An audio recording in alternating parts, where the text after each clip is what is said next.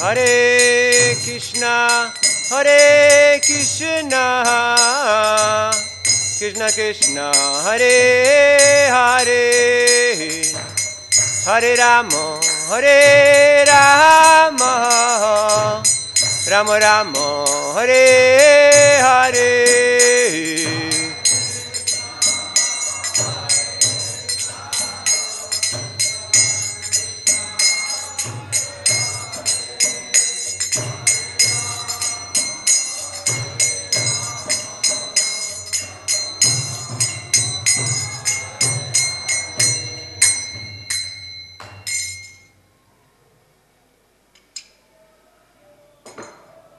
Grantaraj Srimad Bhagavatam ki, Srila Prabhupada ki, Gaur Bhakta Vrinda ki, Gaur Premanandi. Om Namo Bhagavate Vasudevaya.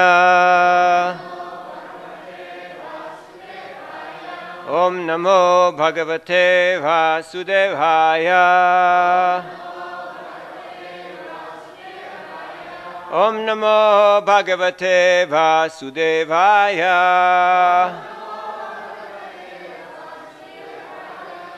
Narayanam namaskritya naranjayana narotamam devim sarasatim vyasam tato jayam mudirayet nastaprayeshu badreshu nityam bhagavata sevaya bhagavati uttama shloke bhaktir bhavati naishtiki tata rajastamo bhavakamalo bhadayaschaye Chetai tairana vidam sitvam sattve prasidati. Hare Krishna. Reading from Srimad Bhagavatam, 9th Canto, 10th chapter, text 30 through 50. 50 is on the board. So we'll chant 50 first. Agrahid. Asanam Bratra Pranipatya Prasaditaha Prajaha Swadharma Nirata Varnashrama Gunanvitaha Jugopa Pitrivat Ramo Menire Pitaram Cha Tam Agrahedasanam Bratra Pranipatya Prasadita Prajasvadharma Nirata Varnashrama Gunanvita Jugopa Pitrivadramo Menire Pitaram Chatam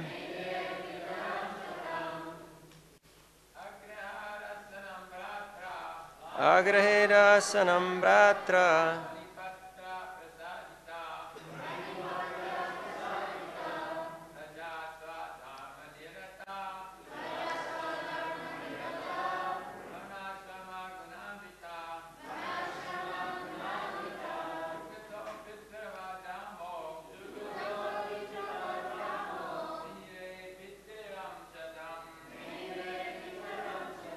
Ladies,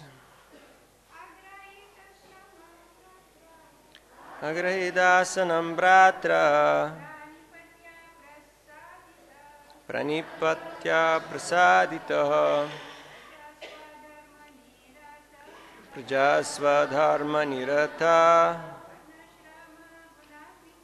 Varnashrama Gunanvita Jugopa Pitrivadramo Nire Pitaram Chatam Agrahit accepted. Asanam, the throne of the state. Bratra, by his brother Bharat. Pranipatya, after fully surrendering unto him. Prasaditaha, having been pleased.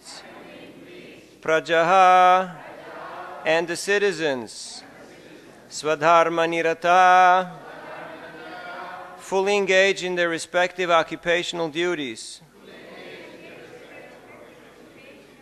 Varnashrama, according to the system of Varna and Ashrama, Gunanvitaha, all of them being qualified in that process, Jugopa, the Lord protected them, Pitrivat, exactly like a father, Ramaha, Lord Ramacandra, Menire, they considered, Pitaram, exactly like a father, Cha, also, Tam, him, Lord Ramacandra.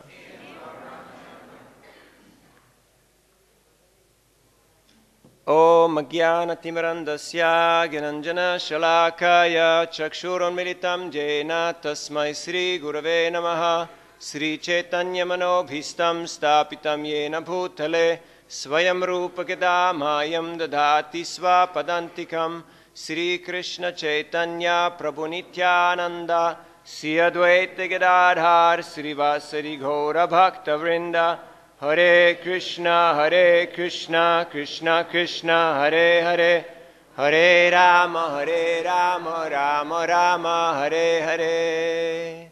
Mukam karoti vachalam pangum langayate girim, yat kripadamaham vande Sri Guru Dinotaranam, Paramananda Madhavam, Sri Chaitanyeshwaram, Vanchakalpatarubhyascha, Kripasindhuvyevacha, Patitanam pavanebhyo Vaishnavebhyo Namo Namaha.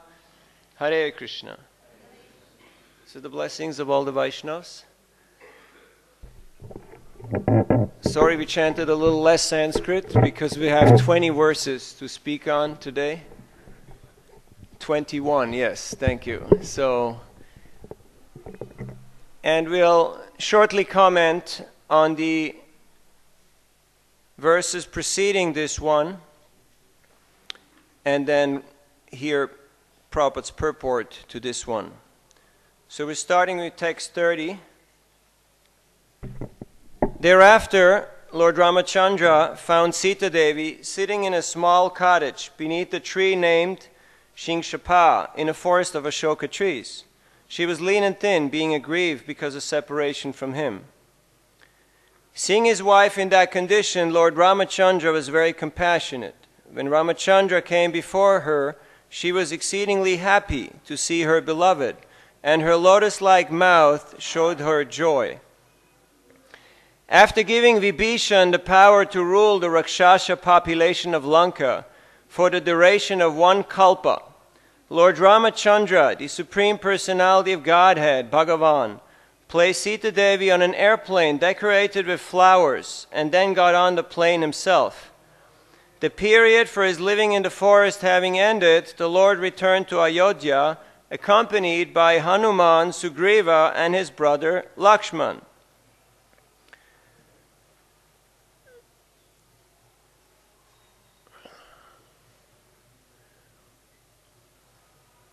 One of my mentors just few days ago mentioned a good teacher wants his students to remember 1 point. So if you can remember 1 point from this class, that would be good. The topic, the theme of today's class is detached leadership. And Lord Ramacandra exemplifies this.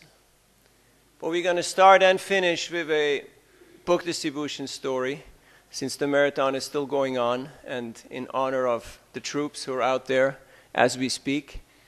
We root for them and we support our troops. A few weeks ago I was in San Francisco in Haight-Ashbury, and I met one 70-year-old gentleman, and he looked at the book and he pointed at Prabhupada's picture and he said, I met this man in New York in the late 60s. You see, that's the good thing of going out on book distribution in Haight-Ashbury. You meet people every week who met Prabhupada. It's quite inspiring. And he said, you know, it was perfect. I went to the storefront, and the devotees, they brought me up to his room. Like, first time he walked in the door, they brought him up to Prabhupada's room. And I sat down next to the man. And for 40 minutes, I was sitting there, and he was sitting at his desk doing something, and he wasn't saying a word, and I wasn't saying a word. And it was perfect. And after 40 minutes, I had understood everything, and he had someone give me some food, and I walked away. And it was the perfect encounter. It took him 50 years till he could hear Prabhupada, till he got a book in Haight-Ashbury. If we are not eager to hear, if we don't have hunger, if we don't have a need, if we don't have appetite, we will never hear, even though we're in Mayapur, even though we have the books at home. But if we don't have eagerness to hear and appetite, and we feel a need in our heart to hear from Prabhupada, we will never hear his message. So Prabhupada distributed that book to him. It just took him 50 years to actually appreciate it.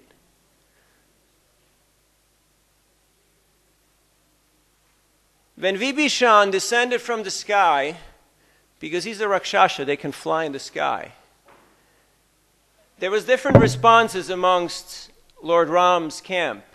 Some said, kill him, he's Ram's brother, kill him immediately, he's a spy. Others said, you know, he came here, he doesn't have any weapons, he doesn't seem too hostile, let's check him out, just keep him around for a while. Others were saying, nah, he can't be trusted.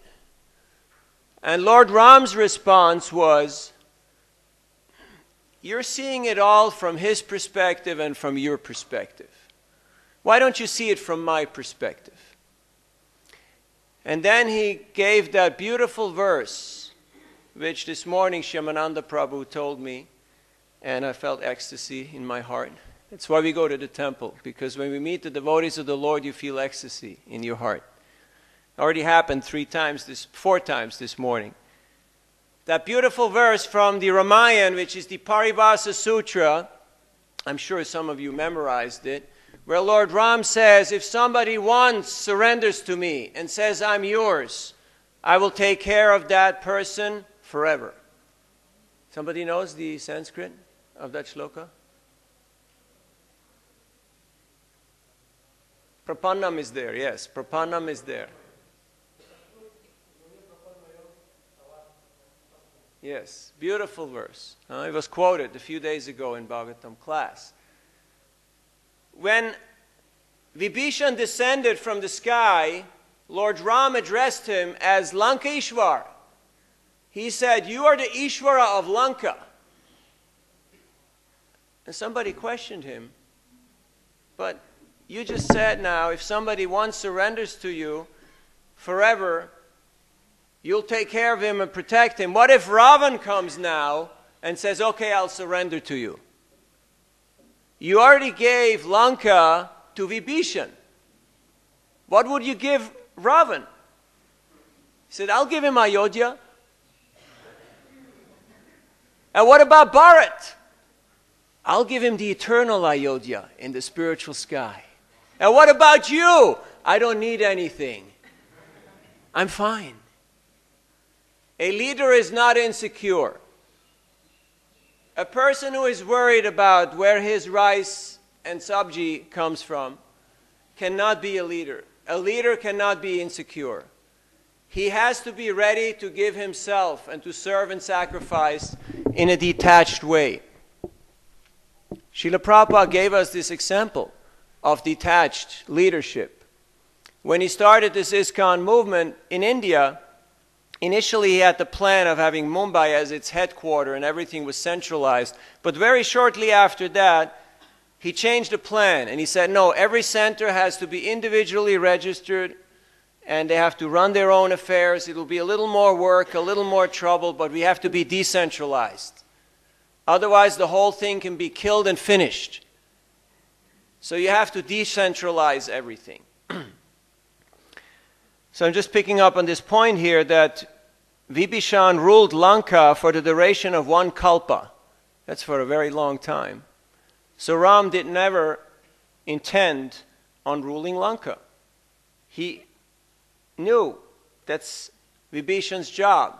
That's why he addressed him as Lankeshwara, as the ruler of Lanka. And he was ready to give Ravan Ayodhya, and he was ready to give Bharat, the eternal Ayodhya in the spiritual sky. But before I get too carried away, we got 20 verses to cover here. So I also heard from one mentor that service is more important than ecstasy. So sometimes you have to suppress your emotions to carry on with service. Oh, Sugriva is mentioned here. Yes. So, anyway, we get back to that.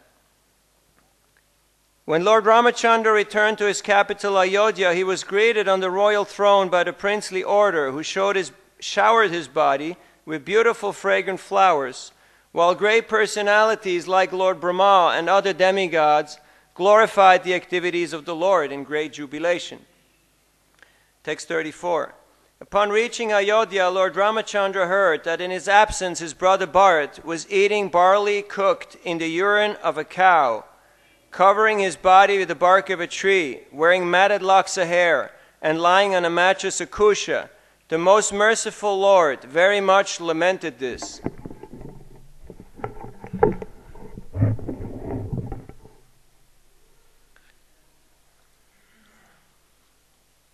It is stated that before meeting Bharat, he sent Hanuman there.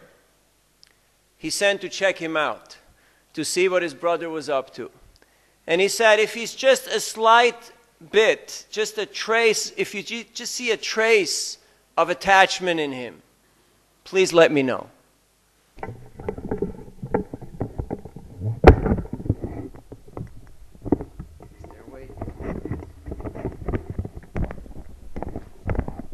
Can you get this a little closer? Thank you.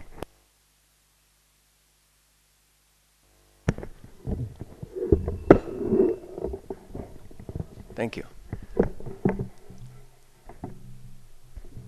So Ram had Hanuman go and see how his brother was doing. And if he was feeling any type of attachment to ruling the kingdom, then he was ready to let Bharat be the king. Because when he went into the forest, he was fully aware that his brother Bharat is capable of ruling the kingdom. Now when he heard that Bharat had set up camp, not in Ayodhya, he was not sitting on the throne, but he was in Nandigram. It says here, Camp Nandigram, later on. He was in Camp Nandigram, and he established his office there, and from there he was ruling. But he was keeping Lord Ram's shoes on the throne. Then Ram was very much pleased, and he was very happy, and he saw that his brother was just waiting for his return.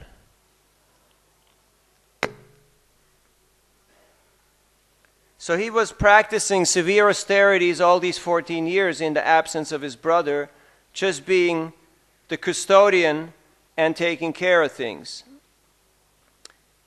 When Lord Bharat understood that Lord Ramachandra was returning to the capital Ayodhya, he immediately took upon his head Lord Ramachandra's wooden shoes and came out from his camp at Nandigram. It's interesting, Prabhupada, whenever he wrote letters, he would write on the top, Camp Los Angeles, Camp Mumbai. Camp is a military term. It specifies where your location is right now. All the letters of Prabhupada, it says camp. So Prabhupada was always in this mood. I'm out on a mission. I'm out on this mission to spread Krishna consciousness. Lord Bharat was accompanied by ministers, priests, and other respectable citizens, professional musicians vibrating pleasing musical sounds, and by learned Brahmins loudly chanting Vedic hymns. Following in the procession were chariots drawn by beautiful horses with harnesses of golden rope. These chariots were decorated by flags with golden embroidery and by other flags of various sizes and patterns. There were soldiers bedecked with golden armor, servants bearing betel nut, and many well-known and beautiful prostitutes. Many servants followed on foot, bearing an umbrella, whisks, different grades of precious jewels, and other paraphernalia befitting a royal reception. Accompanied in this way, Lord Bharat, his heart softened in ecstasy, and his eyes full of tears, approached Lord Ramacandra and fell at his lotus feet with great ecstatic love. After offering the wooden shoes before Lord Ramacandra, Lord Bharat stood with folded hands, his eyes full of tears, and Lord Ramacandra bathed Bharat with tears while embracing him with both arms for a long time. Accompanied by Mother Sita and Lakshman, Lord Ramacandra then offered his respectful obeisances unto the learned Brahmins and the elderly persons in the family, and all the citizens of Ayodhya offered their respectful obeisances unto the Lord.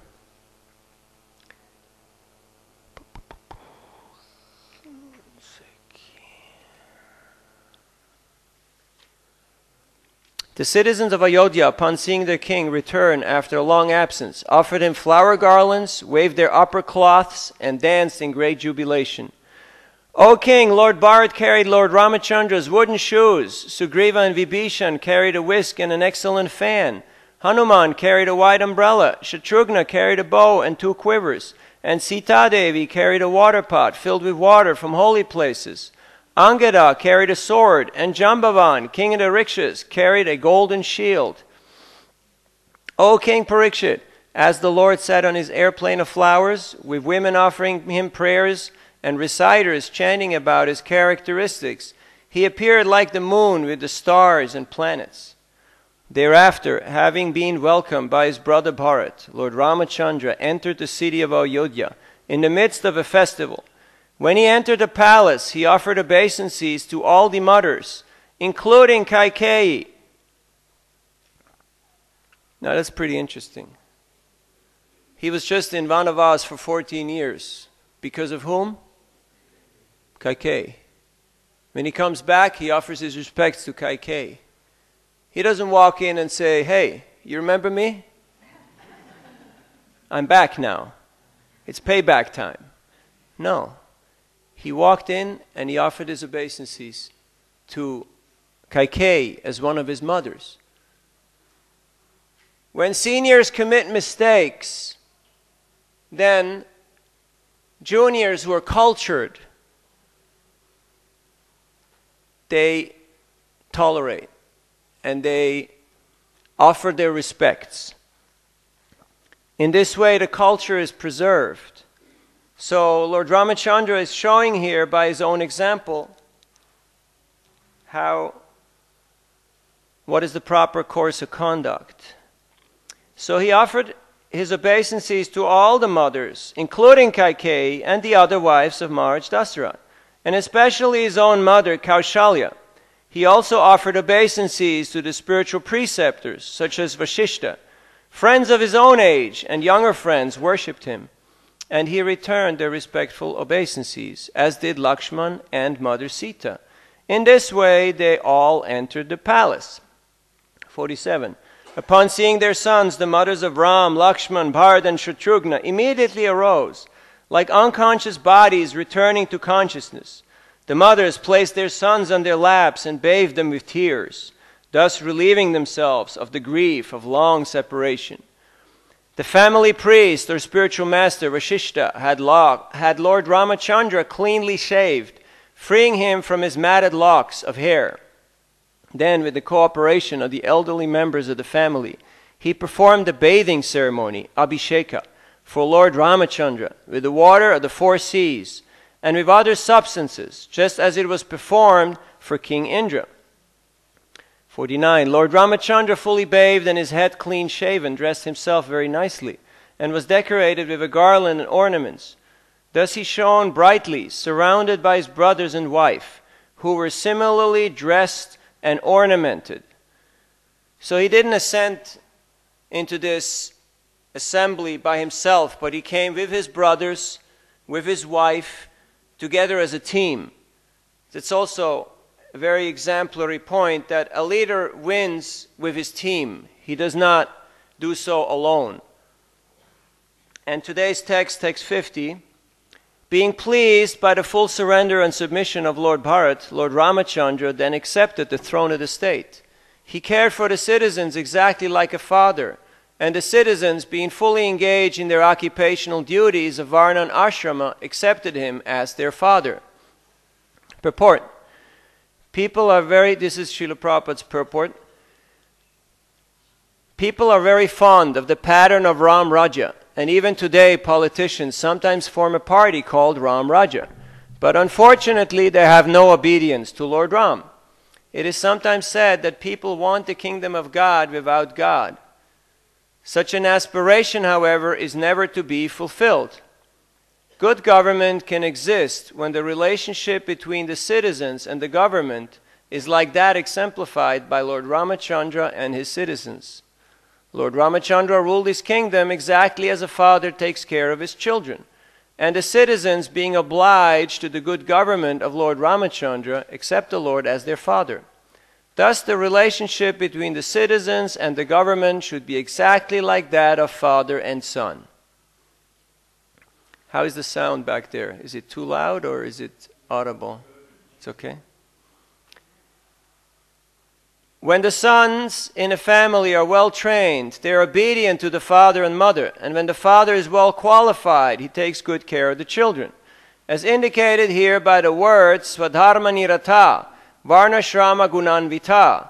The people were good citizens because they accepted the institution of Varna and Ashram, which arranges society in the Varna divisions of Brahman, Kshatriya, Vaishya, and Shudra, and the Ashram divisions of Brahmachari, Grihastha, Vanaprastha, and Sannyas.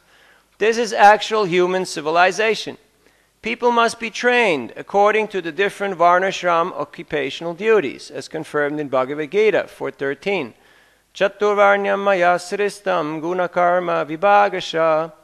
The four varnas must be established according to varying qualities and work. The first principle for good government is that it must institute this varnashram system. The purpose of varnashram is to enable people to become God conscious. Varnashrama charavata purushena parakpuman vishnuraradyate. The entire varnashram scheme is intended to enable people to become Vaishnavas. Vishnur asya devata. When people worship Lord Vishnu as the Supreme Lord, they become Vaishnavas. Thus people should be trained to become Vaishnavas through the system of Varna and Ashram, as they were during the reign of Lord Ramacandra, when everyone was fully trained to follow the Varnashram principles. Simply enforcing laws and ordinances cannot make the citizens obedient and lawful. That is impossible. Throughout the entire world, there are so many states, legislative assemblies, and parliaments, but still the citizens are rogues and thieves. Good citizenship, therefore, cannot be enforced. The citizens must be trained, as there are schools and colleges to train students to become chemical engineers, lawyers, or specialists in many other departments of knowledge. There must be schools and colleges to train students to become Brahmins, Kshatriyas, Vaishyas, Shudras, Brahmacharis, Grihasthas, Vanaprasthas, and Sannyasis. This will provide the preliminary condition for good citizenship. Varnashrama Gunanvita. Generally speaking, if the king or president is a Rajarshi, the relationship between the citizens and the chief executive will be clear, and there will be no possibilities of disruption in the state, because the number of thieves and rogues will decrease.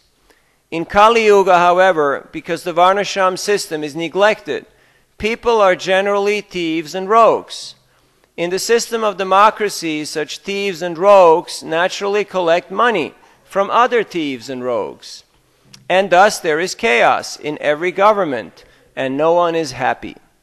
But here the example of good government is to be found in the reign of Lord Ramacandra. If people follow this example, there will be good government all over the world.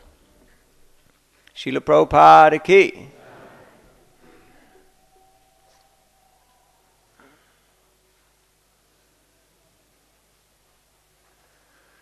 This purport, Srila Prabhupada stresses how we can achieve Krishna consciousness through following Varnashram Dharma, following Varnashram culture.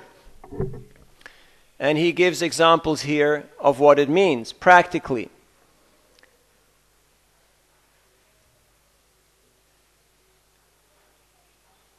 Varnashram is a big topic, and it has been discussed and elaborated upon. Basically, it is the Lord's system, how he scientifically divided society into 4 varnas and 4 ashramas, for giving people the wherewithal to have a place of security. Unless a person is secure, they will do very strange things. If a person is not sure of their position, of their identity, and of their duty in life, they will be confused and they will do strange things. Have you ever seen people do strange things? Have you ever done strange things in your own life because of a lack of sense of security, identity, and guidance? So, this Krishna consciousness movement is established by Srila Prabhupada to give us a clear sense of identity, of duties, and purpose. Lord Ramacandra exemplifies this by retaining the responsibility. Responsibility means the ability to respond properly. He retained the responsibility, but he delegated authority. He was happy that Bharat was ruling the kingdom in his absence for 14 years. Because the goal of the whole government is to make sure that the citizens are happy. If the citizens are not happy, then what is the point of government? There is no point in government if the citizens are not happy. So, he made sure that good government was in place, and that meant that people were being taken care of. Now, in Varnashram culture, a boy of 5 years of age would go to the Gurukul. And in the Gurukul, he would live with his Guru and his Guru Mata, the wife of the Guru, or Guru Patni. And by doing so, after 5 or 7 years, at the age of 10 or 12, they could ascertain the qualities, the character, the behavior, the nature of the child. And they could guide him to then go into Varnashram college. What comes after the age of 10 or 12 is Varnashram college, where he would be trained according to his propensity and nature, in order to become a satisfied, stable, and contributing citizen. That was possible because the Guru would observe the student and see what is the behavior, what is the character, what is the natural proclivity. I mean, within 5 or 7 years, you can figure out who is who, right? But nowadays, we have a different scenario. People may see their Guru once every 5 or 7 years. And so it's very difficult to ascertain the nature. And also, we are a very young movement. So people in many places are still acting under the rule of just do the needful. Never mind what your nature and what your situation is. Just do the needful, Prabhu. But how long can you do that? How long can you do that? A month? A year? A decade? A lifetime? Very few can do that for a prolonged period of time. After some time, people will start getting uncomfortable, insecure, and start doing weird things. And we have seen it happen. We may even have done it ourselves. That's why, yes, we will have hundreds or thousands of Grihastha Gurus who will each mentor a few disciples or a few couples in their location, and they will guide them in how to be secure, in how to be engaged according to their propensities in Krishna service. But we're not there yet. We're still in the transitional phase from between doing the needful to where we are hopefully going in the near or in the not so near future, depending on how we act and how we play it. So the focus here is Lord Ram, and he is exemplifying perfect leadership. He is the perfect king. He could have taken so many other wives. Oh, okay, this one got lost. All right. Bad luck. Tough deal. Second time around will be better. Okay, no polygamy, but we can have serial monogamy. You know serial monogamy? Just, consequential, just one after the other. No, he made a vow. And he instigated this entire war to get Sita Devi back, to liberate her from the clutches of Ravan. So Ravan, he represents evil. He represents greed, envy, lust, all the bad qualities. And Ravan had to be exterminated. Ram told Vibhishan, you got to be careful. Don't fall into the trap of this Ravana mentality. You're of the same stock, of the same family. Don't fall into this mentality. You have to develop the godly, the spiritual qualities. In this way, you will be able to guide your citizens, and Lanka can become a prosperous and spiritual abode. But if you don't be mindful of that, you will fall back into your conditioned nature. And again, it will become Ravana consciousness. There are two characters I'd like to bring up. One was already mentioned in previous days. Yesterday we heard about gossip and how to avoid it. Now another interesting point in regards to gossip and bad news or fake news is that when he came to Nandigram and he saw his brother Bharat, Bharat did not tell him that Dasarat had died. Because bad news are not supposed to be disclosed. They're not supposed to be spoken, they're not supposed to be communicated. What to speak of fake news? What to speak of prajalpa or gossip? So, Bharat did not tell him. After 14 years of absence, imagine Ram comes back and the first thing his brother tells him, your dad died. When did he die? Well, 14 years ago when he went to the forest. That would be very terrible, right? So he didn't do that. So he kept quiet. But people who are insecure, they're very fond of spreading fake news, bad news, or gossip. Just like Mantara, who was chewing on Kaikeyi's ear and was putting all this vicious talk into your head that if Ram becomes the king, Bharat will be killed, you'll be exiled, you won't get anything, you'll be left thrown out on the street. And after hearing it for long enough, she started believing it. So this tendency of mantra is there in the conditioned soul. That something in you tells you all this kind of talk. But when we follow the directive of Lord Ram and we follow the directives of the Bhagavatam, then we can root out that ignorance. We can root out that illusion. We can get rid of that confusion. There's another personality. His name is Sumantara. There is Mantara and Sumantara. You know who Sumantara was? He was the chariot driver. He was Dasharatha's chariot driver, and later on he was Ram's chariot driver. He was one of the 8 ministers of Ram. He was a minister. He sat in parliament. He was there. He was known to be the most communicative, who could communicate between all the 8 ministers and bring them together to a consensus.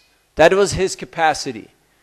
Quite a unique skill nowadays, if you can bring people together and bring consensus amongst powerful personalities. That was Sumantara.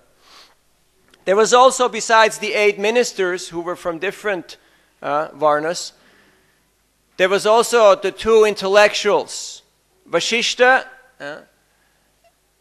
and Vamadev, thank you. Vamadev and Vishwamitra. Was it Vishwamitra or Vashishta? Vashishta, yes, thank you. So Vashishta and Vamadev, they were the intellectuals. They were advisors. No, they didn't get involved in execution. 8 executive ministers, 2 advisors. So Sumantara was always there, not only as a chariot driver, but as an advisor and as a minister. So we have these different personalities that are available to us. We may think, oh, Ramayan. Have you heard Ramayan before? Who here has heard Ramayan before? Who has seen Ramayan before? Okay, so you know it. So why you're sitting here in class, right? How does this apply to me? What's the take-home message? How can I imbibe some of these qualities? How can I not fall prey to Mantara? And how can I take the good advice of Sumantara? That is the question. Lord Ram was not insecure. He was fully aware of his own position and of his contribution. He retained responsibility, but he delegated authority. That is a leader. An insecure person, he retains authority and he delegates responsibility. Makes other people responsible. But they want to keep the authority. They want to stay in charge. Ram was always available and accessible. Always. His door was always open. A person who does not pick up his phone, who does not answer emails, and who does not respond to people's distress should not be in leadership position, because they're not capable of being in leadership position. Lord Ram had the policy that every day there was time when general citizens could come and meet him. Just like Prabhupada, he had the same policy. His room was open, at least for 2 hours. Wherever he was, people could walk into his room, just sit down, and just talk to him. So one time, they went out and nobody was there, but there was a dog. You know the story of the dog? They brought the dog in. Okay, what do you want? And the dog, I can't come in, I'm a dog, But they said, no, it's okay, it's Ram, it's all right. So he said, this Brahmin, he kicked me, he beat me severely. Look, I'm bleeding. There's a complaint here. So they got the Brahmin. Why? Why did you do that? He said, I was going to the temple to do my puja, and this dog crossed my path. He almost touched me, so I kicked him. I'm a Brahmin. I'm serving the Lord. It's okay. He's severely injured. What should be the punishment? Everybody was puzzled. What should be the punishment? So let's ask the dog. The dog can speak, so maybe the dog knows. So the dog, I want him to become the chief Mahant. I want him to become in charge, the GBC of that temple. And they said, what? What do you mean? I mean, you're giving him highly elevated post. Why are you doing that? He said, no, I want that. That's what I want. Why? Formally, I was the Mahant of that temple. So a leader not only earns the sukriti, the pious credit, he also gets the reactions when people in his team or in his kingdom or in his locality commit mistakes or aparad. So, how to overcome insecurity? I remember one point in time, I was community chairman in Mayapur in 2006 and 2007 when I was living here with my family. And even though we had no office, there was a virtual secretary and a phone number with 500 rupee credit line. And that was the community office then. And after 2 years of doing the service, I brought in different people that I felt were helpful. Gauranga Singha, and brought a few others back, and also Vaikuntha Nitai. And then when I saw that it was not conducive to continue in that position, Vaikuntha Nitai became the chairman, and something inside me said, I don't like this. I said, why you don't like this? You know, there's nothing. There's nothing there. There's no office. There is no, it's just...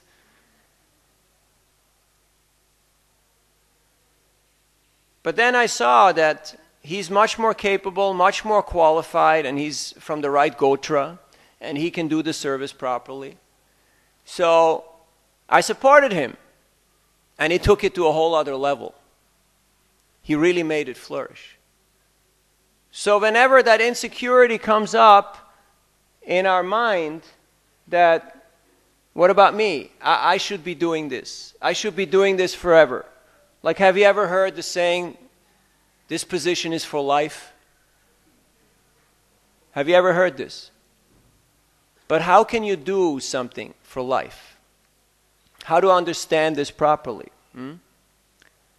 How to retain responsibility and delegate authority. We have to read the Bhagavatam. Then we will figure out how it works. One of the exemplars that struck me was Mukunda Maharaj. He brought Anuttama in, he trained him, Anuttama became the Minister of Communication, he made him a GBC, and then he went out and became an advisor, a guide, and just a saintly sadhu, which he still is to this day. Very much respected, appreciated, and very much in the service of the movement. We have seen very few honorable discharges in our movement from many positions. Why? Because if we get attached to our position, then we think it is for life. I have to stay in office. But that is not the example that we see here in the Bhagavatam. That is not the example of Lord Ramacandra. The example is, you get trained, Varnashram college, you get trained on the job, then you do your stretch, you serve your term, or maybe 2 terms, if you're lucky. And then you don't change the laws and stick around and call yourself something else and still manipulate and control from behind. But then you empower the next generation, the next level of people to carry the light forward. And you become an advisor, a detached leader. How powerful is that? Do you feel the empowerment of Lord Ramacandra? Why he's so loved, why he's so respected? Because he's a detached leader. We need many detached leaders in this international society for Krishna consciousness. We need thousands of spiritual masters, mentors, guides. The world is a big place. There's 8 billion people out there. We may have not even 100 here in the room and 200-300 online. There's 8 billion people on the planet. How is this movement going to actually create that revolution and transform people's lives and be the spiritual guides for 8 billion people? How are you going to do that?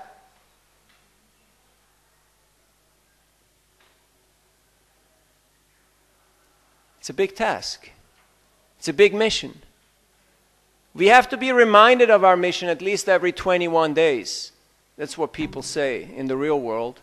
But Prabhupada is reminding us every day. Sugriva got a little carried away. After his brother Vali was killed, he started to live the good life and become a little relaxed, till people came knocking on his cave and said, hey, remember, there is a mission. Remember, you made a promise. Remember, you had a task to carry out. So we should not be upset when Prabhupada reminds us of our mission, or when other devotees remind us of our mission. Now some may say, but we're devotees, we're transcendental to Varnashram. Have you heard that before? Have you said that before? Did it make you feel good? Okay, you want to learn how to become transcendental to Varnashram?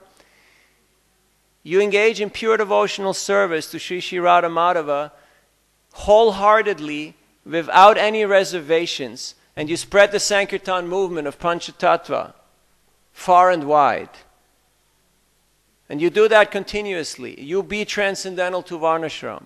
But because you're a good devotee, you will still give an example by following according to the designations and the specifications of your Varna and Ashram. You will still do that to give an example to others, even though you yourself are not dependent by it.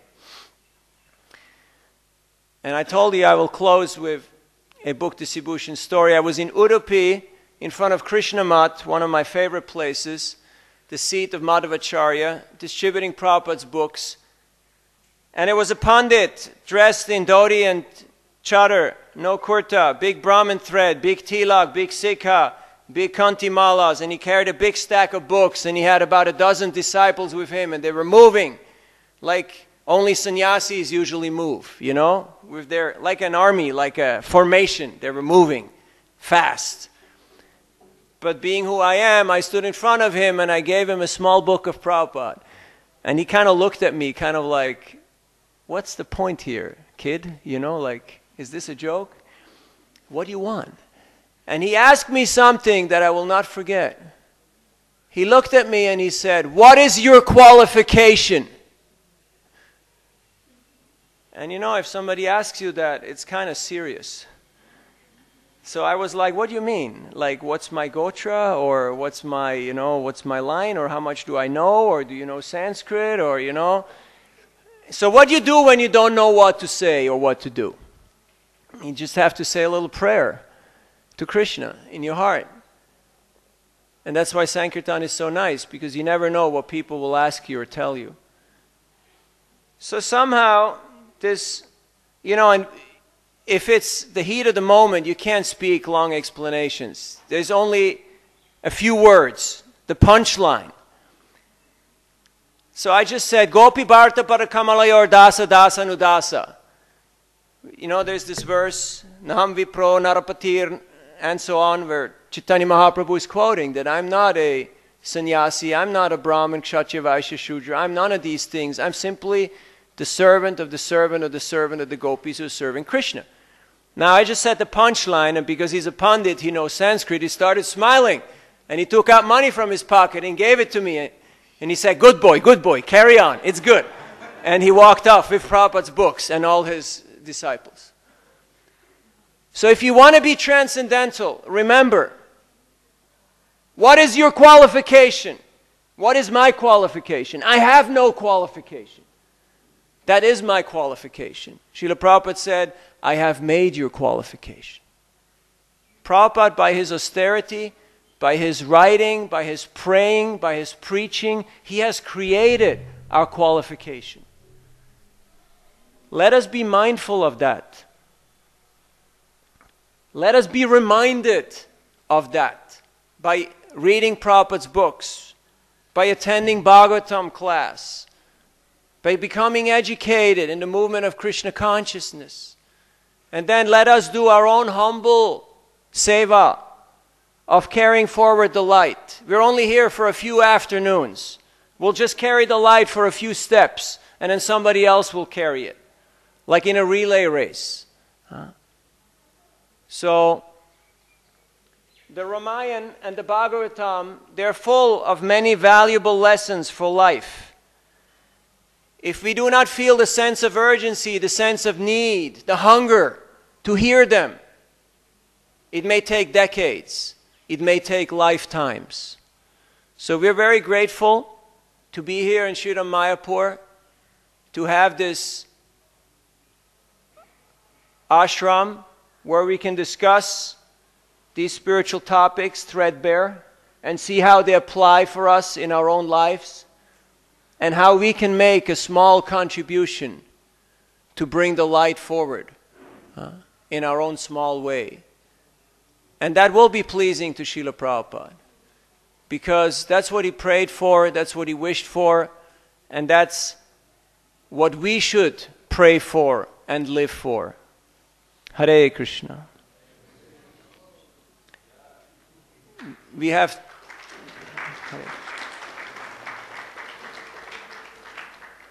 7 minutes for questions or reflections.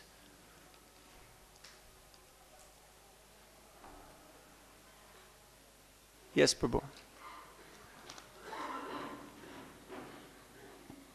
Hare Krishna. Prabhuji, my question is on the point like you were saying that we should retain responsibility and delegate authority. Yes. But sometimes like somebody or the thought comes to mind that this is my service, I should do it. I should not give up, I should do it. And that's a trap that keeps us holding there and not let this happen, not lose basically the trap, not lose control. Srila Prabhupada said many of my disciples will go to the heavenly planets. Why did he say that? Because if you want to control and enjoy, you go to the heavenly planets. But it's a trap. Kshine punya martya lokam vishanti. That's why we have to read the books and remind ourselves what is our real duty and what is a trap. Otherwise we'll be stuck in the trap. We just studied Uddhava Gita, King Pururava. He was following that girl Urvashi all the way up to the heavenly planets. It took him a while before he got to his senses and he started to speak about, why did I waste my time and why didn't I learn my lesson? But when you read Bhagavatam, you're faced with the facts of life. And that's why it's good to have friends also. And if you don't have friends who tell you the truth, you need a wife. She will tell you the truth. And if you still will not be able to hear it, you'll have to come again. Other time around, probably you'll be the wife, she's the husband, and you play the same game again. And after a while, maybe we get it, It's just a matter of time. Other points? Yes, in the back.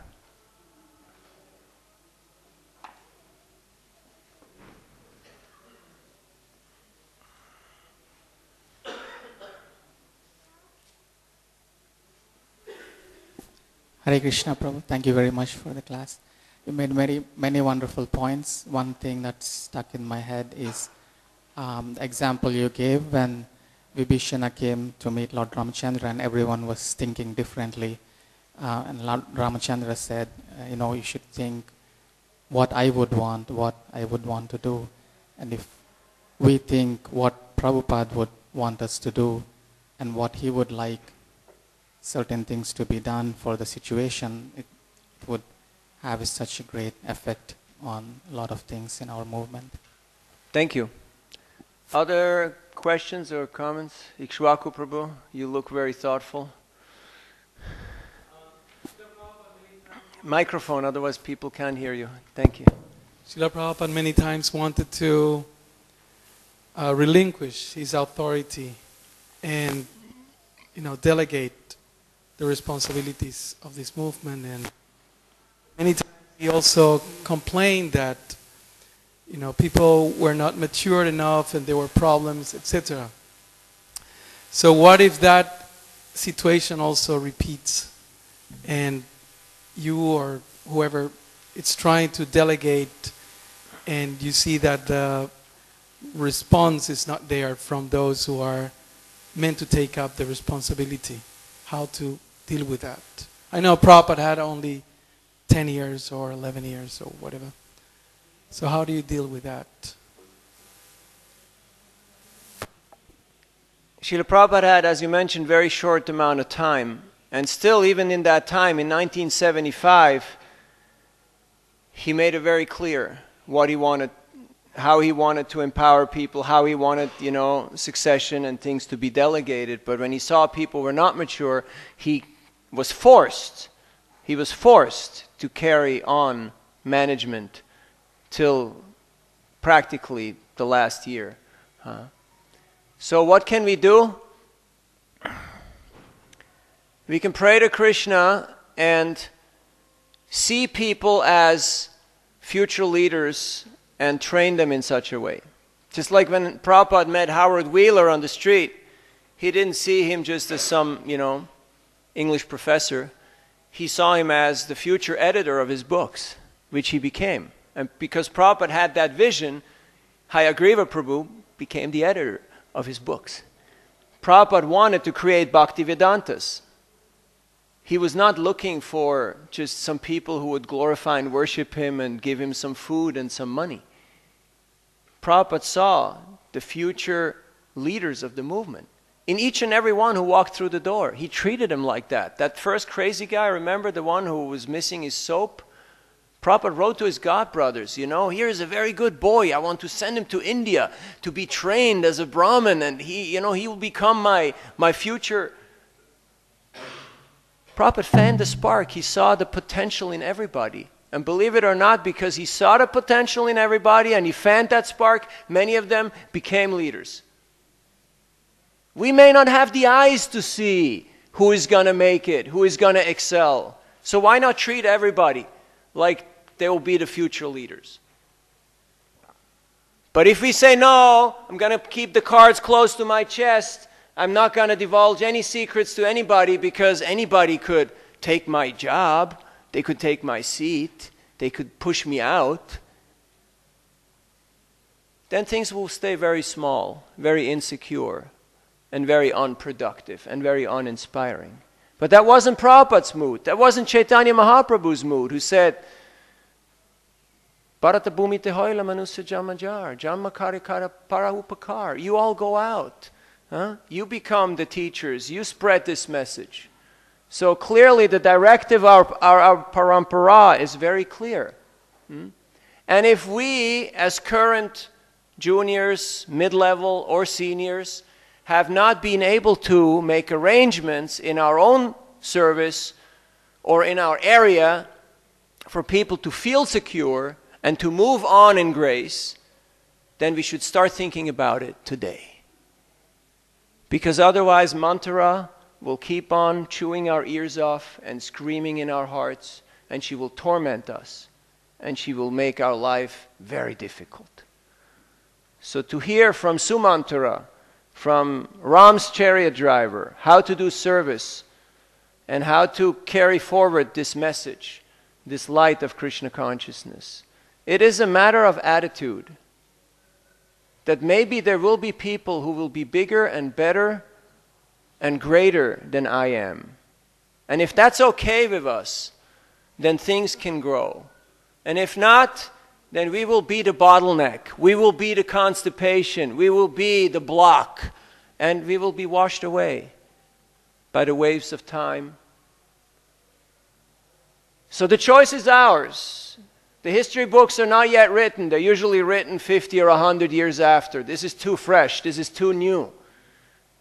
But we have the choice whether we want to be remembered as going down as the Mantara Sampradaya or the Sumantara Sampradaya. That's our choice. Do we want to be in the mood of Vibhishan or we want to be in the mood of Ravan? And for that we need to help each other to bring out the best in us. Because we all have our conditioned nature and our tendencies that can always come up, as we saw in the case of many characters in the Ramayana. So we work forward towards this common goal of making Krishna consciousness the driving force, the spiritual alternative, the spiritual revolutionary movement that Srila Prabhupada and Lord Chaitanya Mahaprabhu had in mind by giving people this opportunity and by exemplifying, embodying these teachings. Otherwise, people will start reading these books and then they look at us and then they say, it's not what I read in the book, you know? It's not what I came for. I don't feel the love, as they say in the Americas. Huh? No, people should feel, yes, there is shelter, there is guidance, and I can surrender. It's possible. Not blindly, not mindlessly, but it's possible to surrender one's heart and one's life to the mission of Guru and Gauranga in a mature way, and to engage others by retaining responsibility and delegating authority. That's the message. Detached leadership does not mean disconnected leadership. It's not a disconnect that the people are aloof, they're not bothered about it. It means they're detached. They do not want to manipulate, control, enjoy, and exploit the subjects, but they want them to flourish.